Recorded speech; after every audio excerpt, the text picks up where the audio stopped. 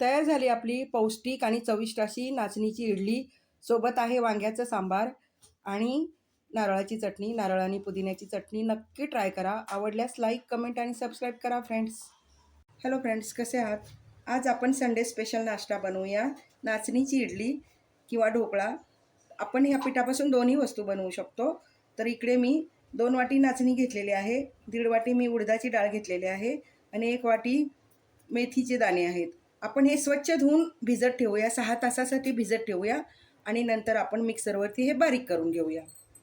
इकडे मी नाचणी आणि उडीद डाळ वेगवेगळं भिजवून घेतलेलं होतं आणि मी ते वेगवेगळं वाटून घेतलेलं आहे. आणि हे बघा, आता मी इडली बनवण्यासाठी मिक्स करत आहे. फ्रेंड्स, या पिठापासून आपण इडली आणि डोसा दोन्ही बनवू शकतो. आणि हे बघा, खूप छान फर्मेट झालेलं आहे, खूप बबल्स आलेले आहेत. तर आता मी बनवणार आहे इडली. आता घालूया चवीप्रमाणे मीठ. चवीप्रमाणे घाला, तुम्हाला किती लागतं तेवढं. इडली मऊ होण्यासाठी आपण 1 चमचा तेल घालूया. आता आपण हे पीठ छान मिक्स करून घेऊया, कारण तेल आणि मीठ आपण मिक्स करून घेऊया. आता अर्धा चमचा खाण्याचा सोडा घालूया.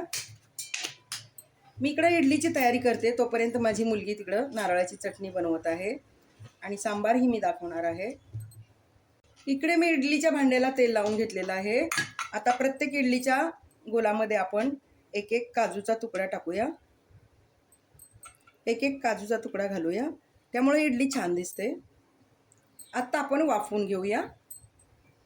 या प्रकारे मी सगळे इडलीची भांडी भरून घेतलेले आहेत. आपण आता 20 मिनिटासाठी कुकरमध्ये वाफवून घेऊ. आता आपण झाकण ठेवून 20 मिनिटं इडली छान शिजवून घेऊया. इकडे इडली शिजून तयार झालेली आहे. आपण खाली काढून घेऊया.